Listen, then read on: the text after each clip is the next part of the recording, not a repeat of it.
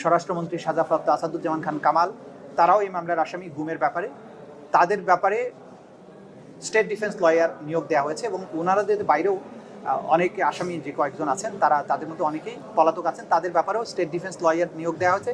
Specially Sheikh হাসিনাকে defend করার জন্য একজন লয়ার জেরাই খান পান্না, তাকে নিয়োগ দেওয়া হয়েছে। আর আসাদুজ্জামান খান কামালের জন্য একজন লয়ার এনগেজ করা হয়েছে এবং বাকি যারা আছেন তাদের জন্য আলাদাভাবে স্টেট ডিফেন্স লয়ার নিয়োগ করা হয়েছে এবং তারা আইন অনুযায়ী আদালতকে সেইভাবে স্টেট ডিফেন্স লয়ার হিসেবে সহযোগিতা করবেন। আপনি আজকে গুমের মামলায় জিয়াউল হাসানের কিছু প্রমাণের বিষয়ে তুলে ধরেছিলেন কোর্টে।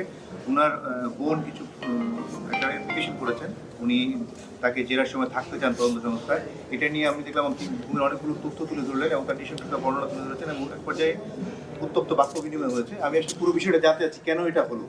না, বিষয়টা হচ্ছে উত্তপ্ত বাক্য বিনিময়ের কিছু নেই, বিষয়টা হচ্ছে আদালতের প্রসিডিংস। এটা ওনারা